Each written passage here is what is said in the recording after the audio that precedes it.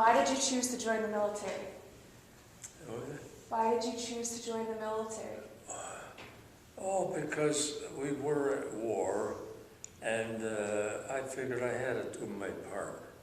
Even though I had a job that was helping, you know, with the job I had, I was getting deferments because we were helping with machinery, and we were making gun mounts and these anti-aircraft guns in Fafner Bearing in New Britain. And I was a tool and die maker, which they needed at the time. And you had said that you volunteered to get drafted? Oh yes, I volunteered to be drafted because I actually was born in Prague, but I came here when I was 1 year old. And I kind of followed up because I think my mother had me down at City Hall when I was younger, and she made me a citizen, I think, there. Although being young, I never thought of that. So I figured I was not an American citizen, but I think I was personally. So you were living there. Where were you living at the time that you joined the military? Well, I was, you know, when I went and I volunteered to be drafted, so they took me to New Haven on a train with a bunch of other men, and they set me aside for some apparent reason, because I volunteered to be drafted. They figured I was not a citizen, I guess, at the time.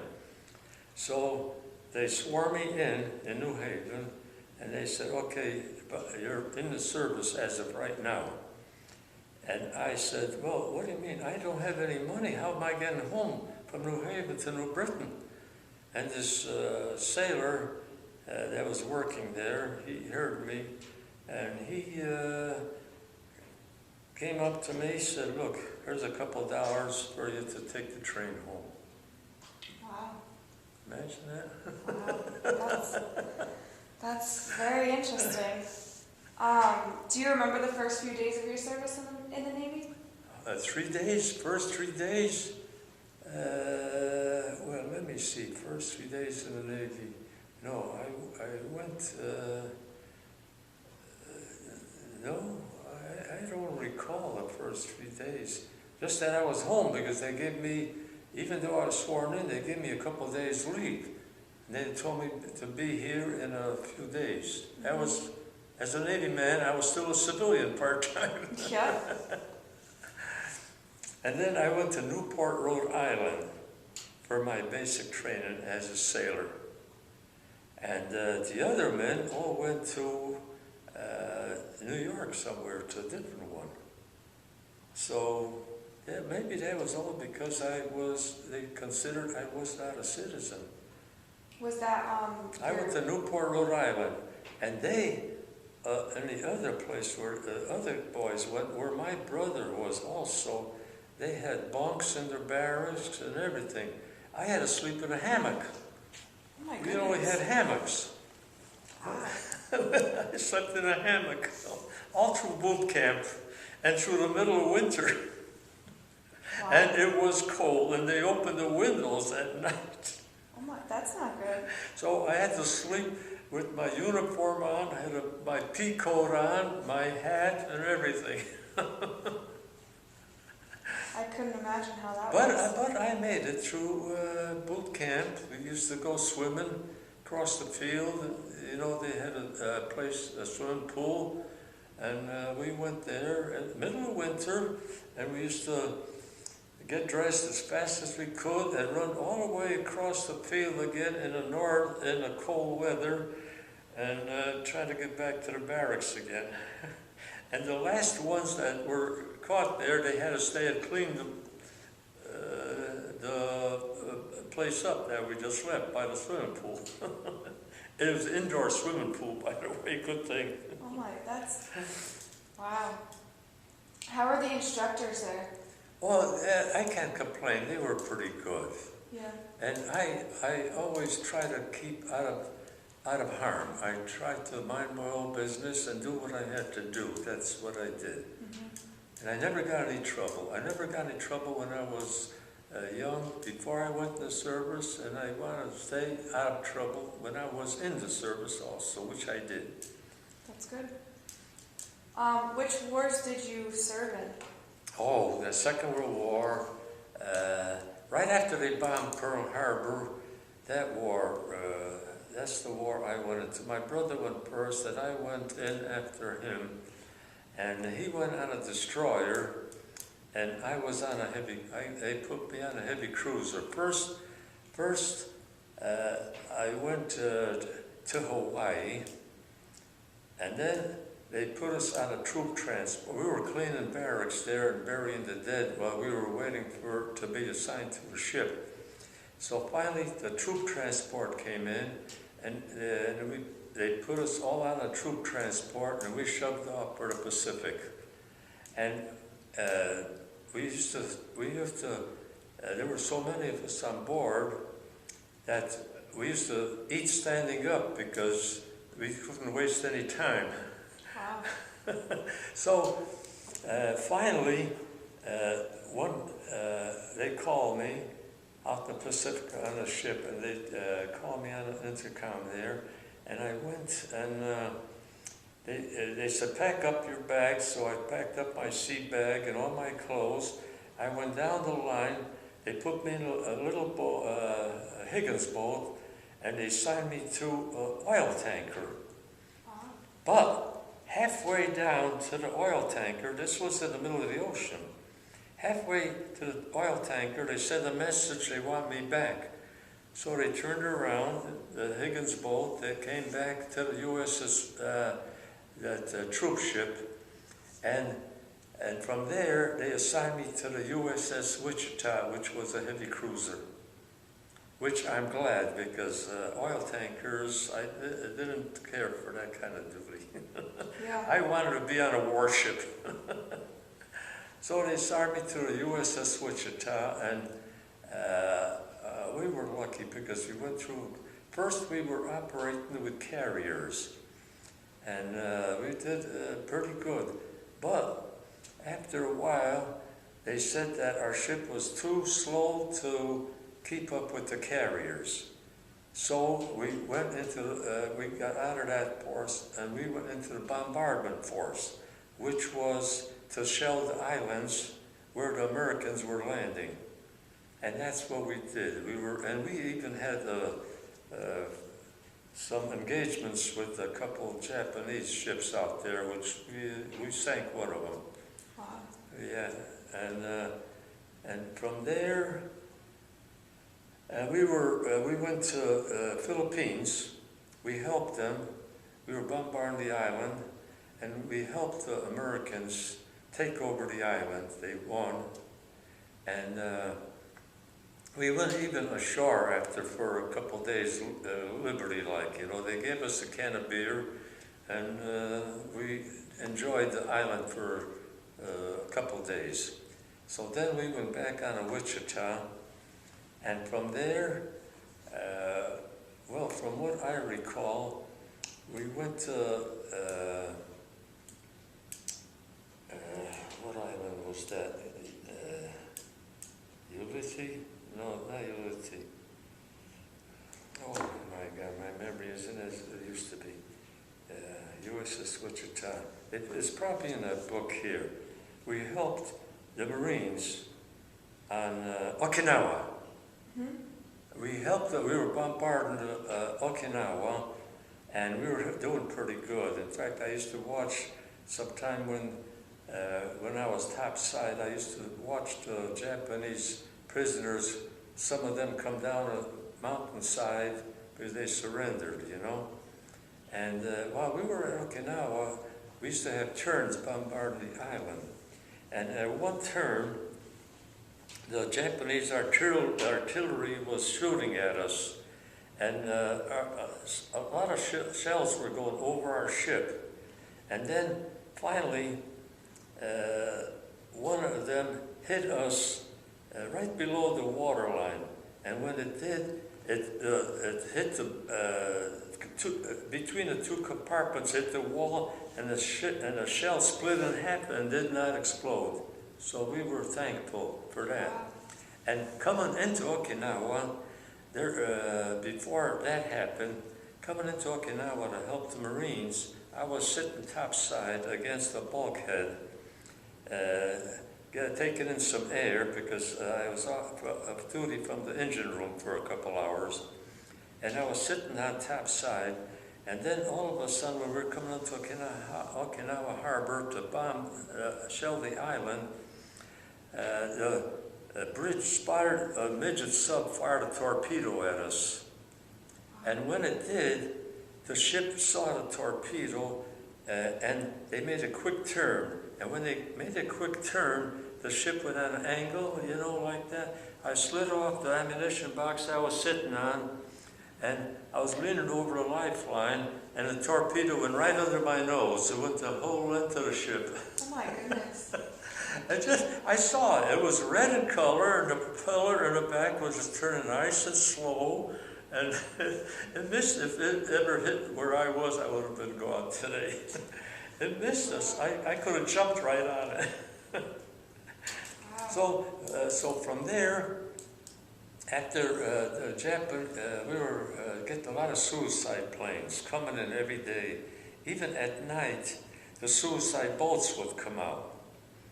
Any kind of boat they could find, small boat, they'd put explosives in the front, and they would try to blow up our ships. But we had big spotlights.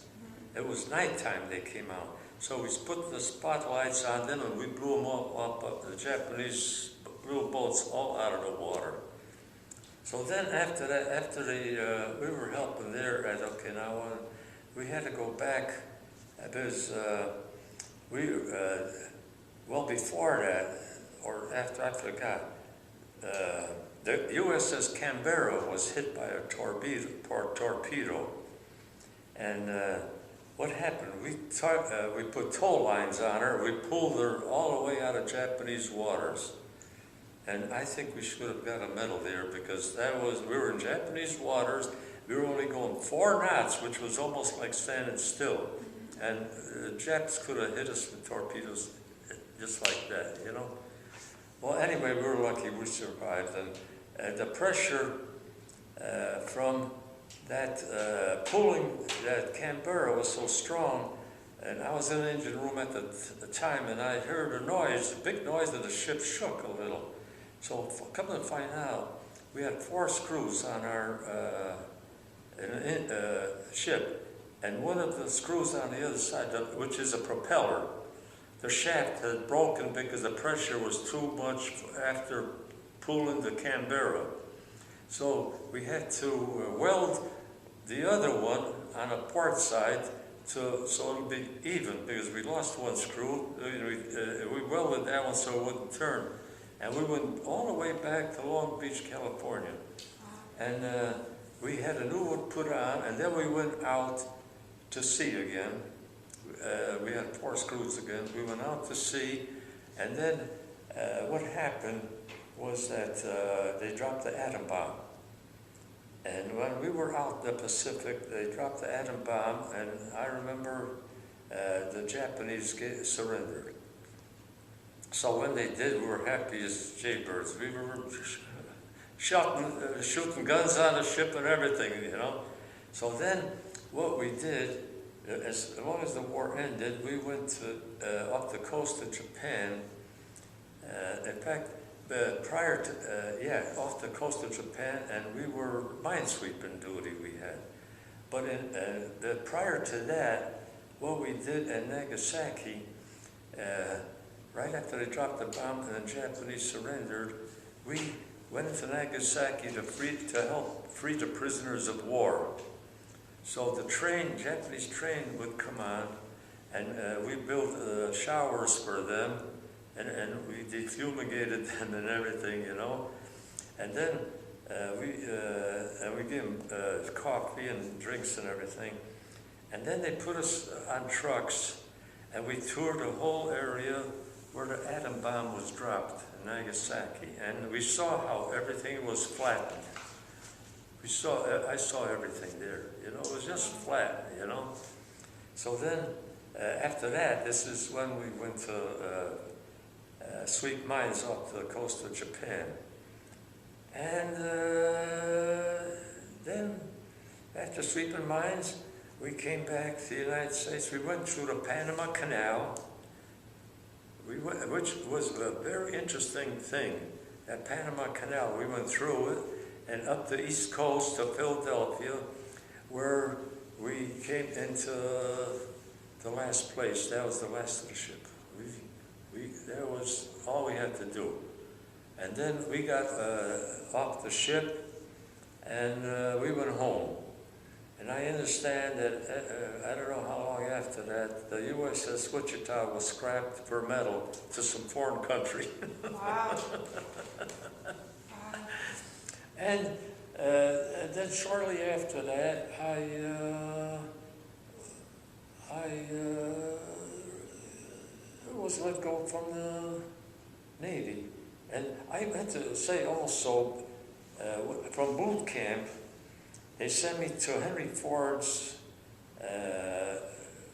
school in Dearborn, Michigan. And I was trained to be a machinist mate. I forgot to tell you that in between everything, but I can forget some of the things. Yeah. How old were you when all this was going on? I got out when I was, 22. I was about 24 when I got out. Wow. Uh-huh. Were you able to keep in contact with your family? Oh yes, I wrote them letters. They wrote me letters, and I even brought a Japanese gun home. In fact, after that, one of the rifles. But my folks came to visit me. We were in Philadelphia. We were after the war was ended. We came up the East Coast after going through the Panama Canal, and my folks found out that we were in Philadelphia, and they came and they saw me. I brought them on the ship and showed them around. Wow. And then I took them out to dinner. And then they went home, and it was shortly after that in fact,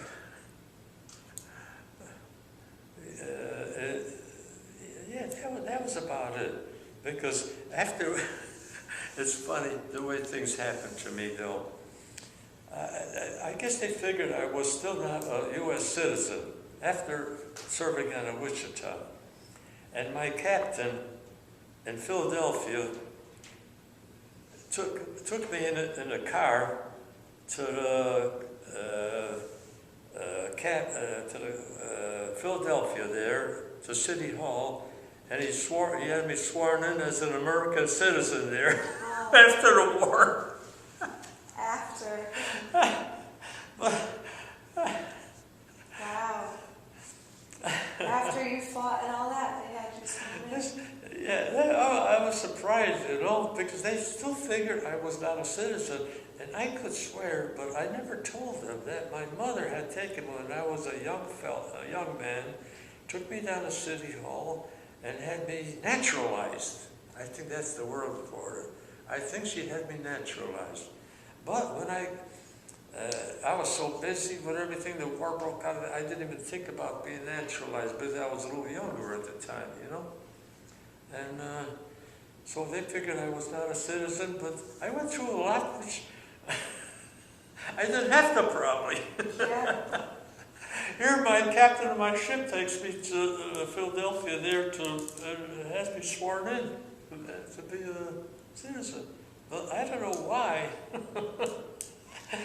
Oh, but anyway, that was the history. I went to Henry Ford School to be a machinist mate there, yes, after boot camp. And then that's when after that I went to the West Coast, and I was assigned, and went to Hawaii first, and then I was on a troop transport, and I was assigned to the USS Wichita after.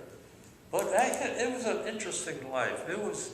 I was a young man, I wasn't afraid of anything, and I didn't hurt anybody except just try to end the war. And I thought I did pretty good. Were you married at the time? No, I was still single. I married, I never, I met my wife when we were single. That was when my brother was in a service. And I went to see his girlfriend. And in his girlfriend's house was my wife sitting in a corner there. And she looked so cute. I said, gee whiz, you know, I said, if you were a little older, I would take you out. But I didn't at the time. But later on, we used to go to Falcon Hall in New Britain there, because I used to belong to Falcons too. And they used to dance there. I used to work there, you know, give them the girl stamps, send them in, you know, and everything. And I caught her, and I saw her there finally, and she liked me, and I liked her. We went out after that a few times, and we got married. Wow. And we've been married 62 years. Wow, that's good.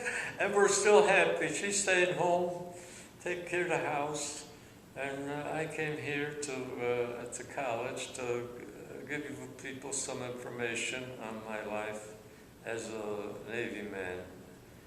And that was about the extent of it. But my brother was a year younger than me, and he was on a destroyer, and I was on a heavy cruiser. And he married somebody else. When I went to that home, he didn't marry that girl, he married somebody else. And I married the girl that was sitting in the corner. She looked so cute there. Were you allowed to leave when you go on leave or anything? Oh yes, I was on leave. Well, I was on the West Coast, I went on leave. And I was on leave in Philadelphia too, after we came to the United States. I was on leave, and I met a girl there too, and she was a phone operator. She was cute as heck too, but I couldn't stay there, and I left there. She felt so bad. In fact, as a civilian, I went with my fellow men there. We went through Philadelphia to somewhere else, and I stopped at her house where she lived with her grandmother. And I asked, is she around? She said, no, she's had a problem. She had a nervous breakdown. I hope I didn't do anything to cause it, because I loved her, and she kind of liked me, you know? Mm-hmm. Yep. Oh, so that was, yeah, I spent Liberty there. I used to take that girl out. We used to meet at the center of Philadelphia where they had the big bell or something, you know? Mm-hmm. But I never fooled around. I was straight, and I never looked for anything, just companionship, you know? Which I did, and I'm glad I didn't step out of line at all. Did you enjoy the people that you worked with? What was that? The people you worked with, did you enjoy working with them? Oh yes, oh yes. I enjoyed it on a throttle. In fact, one time when I was on a throttle, in an engine room on a ship, I remember it was kind of dark, and there was one of our sailors was on the bow of the ship, spotting if there were any mines, you know, in the water. And I had earphones on, and in the engine room on a throttle, and then he started to say, you know, there's a mine dead ahead. And I don't think they heard him too good, but he repeated, what'd you say? He said, there's a mine dead ahead. He said, I can't hear you. So I shouted in their earphones, there's a mine dead ahead. They heard me. So we missed it. Oh yeah, it was interesting. Even I was across the country a couple times. One route was over the mountains. I didn't like that because it looked like there was nothing below. You're on the edge of the mountain going, you know. Mm-hmm. Then I came back to home. That was just on Liberty. to the southern route, which was great. Then I went back, and that's when I went back on my ship. And then when I came to up to the Panama Canal later in Philadelphia, we ended there, and that was the end of my stay. Because soon after I was let go. But I wasn't sorry for anything. I saw a lot. I did a lot to help, and I made it. I'm 88 years old now, and my brother's 87. We did our duty, and that's it. What did you do when you got out? Did you go to school or anything? What was it? When you got out of the Navy, did you go to school or anything? Oh, when I came out, I came right back home. Right back home, my mother and father were still alive. We lived on Gold Street in New Britain. And my father used to work in Stanley Works, in fact. He was a hard worker. And my mother and father passed away, and that was it. It was my brother and me. And he's still doing all right, and I'm still doing all right so far. Do you still talk to anybody from the Navy? Do you still have any friends from there? Oh, no, I lost contact with everybody in the Navy.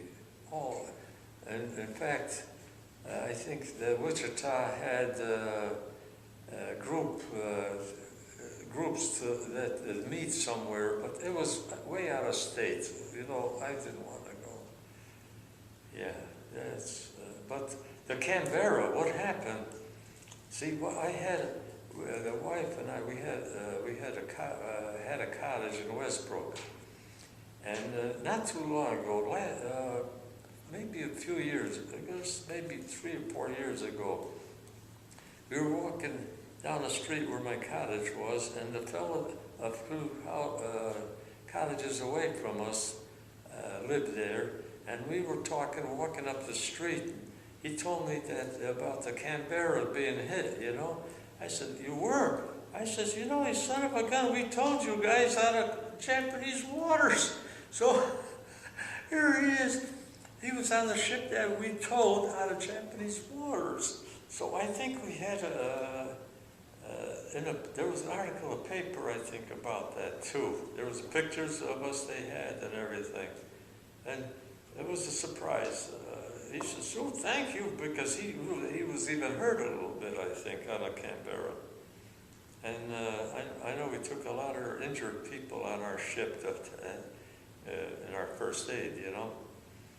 Oh, but we were lucky. And I maintain the thing that helped us a lot was I found out that the children in one of these schools used to say a prayer for our ship every morning before they started classes. Imagine that. And I maintain that helped us because we could have been gone, you know. Yeah. Oh yes. Oh yes. What did you want to do for work after the war? What? Did you have a job after the war? war? Oh yes. I went back because I was a tool and die maker. Oh. And in Landers Spurrier Clark. And in fact, I didn't complete my time as an apprentice there yet, but I completed it after I came back. And then I went to Fafner Bearing in New Britain, and I worked there for many years until I retired. I retired from Fafner Bearing in New Britain. Oh, that's cool. And that was it. That was the extent of it. Now I just try to enjoy life. Yep. I bowl. I bowl twice a week. I still bowl twice a week. I used to golf until this summer, but it was too hot to go golfing because I had a couple little dots taken off my face from the sun, you know. You got to watch out for skin cancer with that hot sun the way it is now. But we're still in the same home that my wife and I built. That was 19... That was many years ago. We've been married 62 years. That's about 65 years ago. Wow. That's, yeah, it was, when I live on Piermont Avenue, when I built my home, there was nothing but a cow path in front of my house. You know, and the Swanee's Big Pond, we used to go ice skating there. And there was a pig farm by there too, and now it's all built up. The New Britain Memorial Hospital is there, and I live close by it on Piermont Avenue. Do you think that the war today is different from when you served? It's a different war. It's number one. I personally believe that George Bush should never have gone and started that war. We should have kept our nose clean. And I think I hate what he did when he said, "Bring them on." You know, it was on TV. Bring them on. And he brought them on, and there's not going to be any end to it. Because that country that he got rid of, that man that killed his people, it's spreading now. Look, if we were up there, many Americans were killed. Now we're in Afghanistan, Americans are killed almost every day. And I hate to see this. It hurts me to see this happen. I think we should have mind our own business, help the poor in these countries with the government, but don't do what we're doing now. I agree with you. We got to mind our own business because any trouble we're getting into, I think we brought it on ourselves now. Too bad. We stuck our nose out too far. Yep. I only feel sorry for the people because between the weather and the pollution and everything, I don't see a very good future. No. I've seen a lot. I remember when I was a kid, I used to stay out in the sun. It felt comfortable. You know what I mean? It was very comfortable.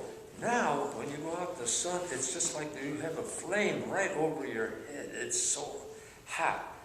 I think the ozone layer is going, and nobody's doing anything about it.